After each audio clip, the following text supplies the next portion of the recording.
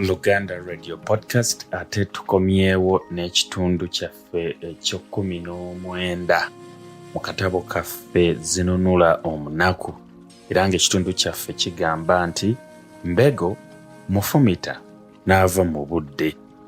Nga bulijjo omutontomi wammwe era omuteesiteesi Martin Muganzi, katugende mu maaso.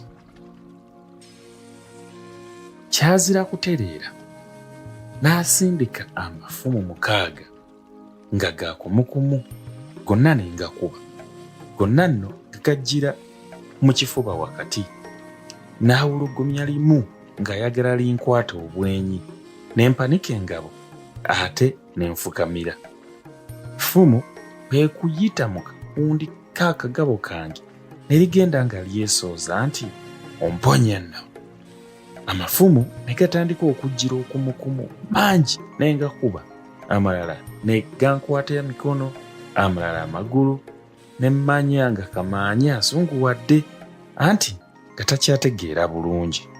Kino nno kimpa bujja amaanyi era mbu mu kaseera kano Muyodi we yayogerera nti entamu ebadde efumba eya Mbego bavuunike. Ebyo nno Mirembe ye yabimbuulira. Effumu lyankwata ekisambi n'entalanguka naye n'enfukamira bufukamizi n'essigwa ne nnuŋŋaana bwezizingirira buli ffumu lye. Sindikanga b'emikwano ne baamira nti bw'otyo ssebo, bw'otyo gendera awo ggwe, tojja okwo, mpola mpola ayiisa obusera. Mbego yalaba mufuukidde lukokkobe n'asindika effumu lye eryali ery'okunzisa era eryali effumu lye lyakanyuga omulundi ogw'enkomerero mu nsi.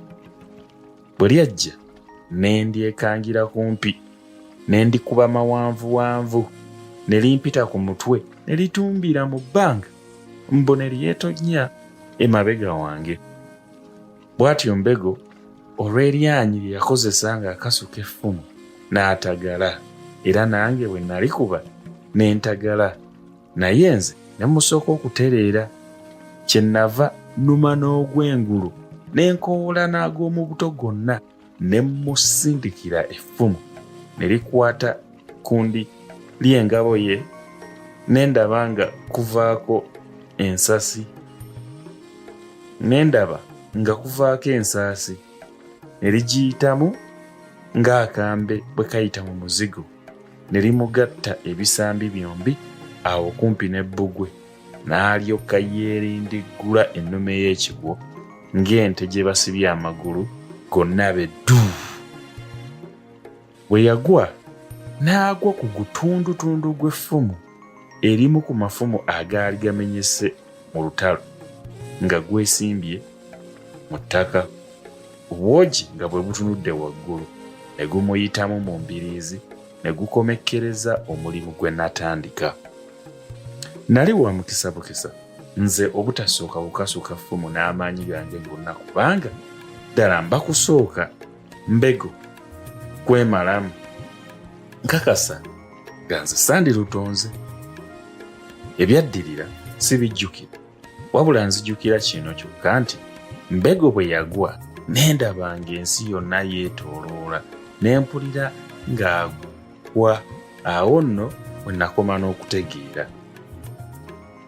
Bino byannyumizibwa Mikolo.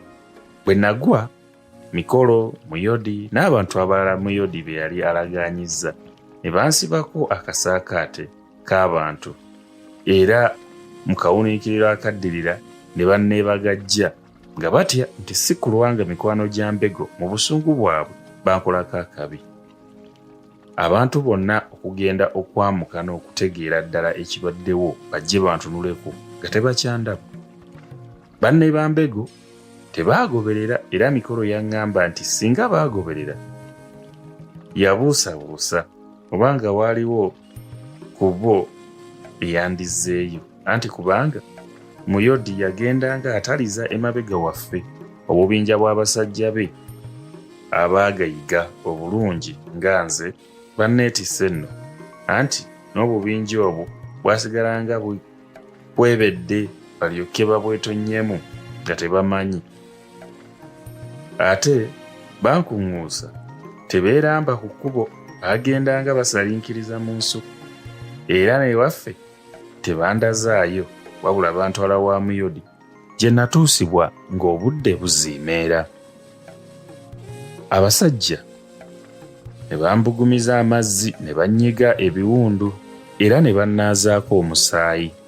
Muka muyodi n'asiiga eddagala eryo ate nga teribembulwa kunyiga kiwundu wabula buli yawabembuka nga nkovu. Banyumiza nti eddagala eryo okusooka baatya okulimmetta olw'okulumwa kwalyo, nti naye eyabagumya ye muyodi ne mukazi we ku lwawo. Abaategeeza abasajja abaali baliitidde nti mu mbeera gye nalimu nali sisobola kuwulira bulumi.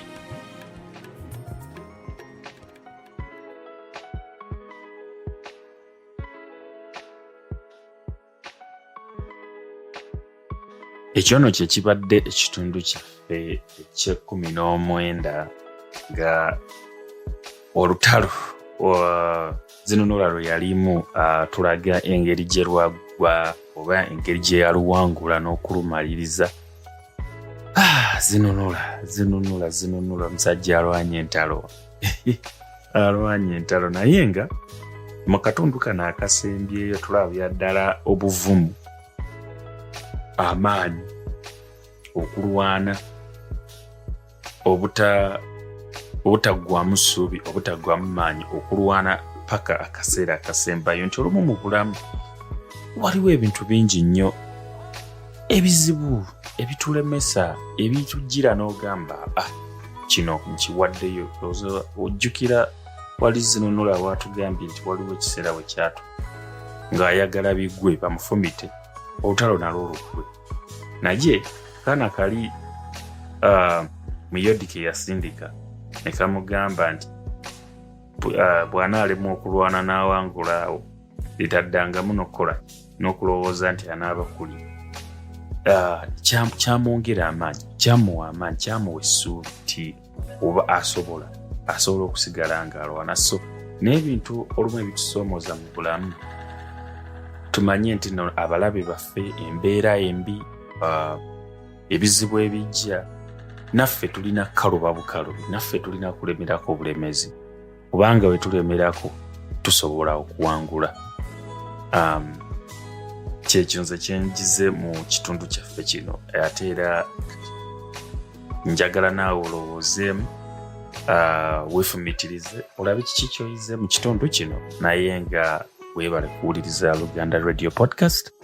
Ate tugenda kuba tukomawo n'ekitundu kyaffe namba 2, era ndowooza kiki kijja okuba nga ekyo kitundu ekiggalawo akatabo kaffe kano Zinunula Omunaku. Mbeebaza mwenna abatandika wala ababadde bawuliriza okuva gye twatandikira ku kitundu ekisooka, era ndi musanyufu nnyo nti nno tunaatera okumaliriza akatabo kano, ate tubeere nga tukwata ku katabo akanaaba kaddako. Mubeere bulungi, Omukama abakuume. Bye.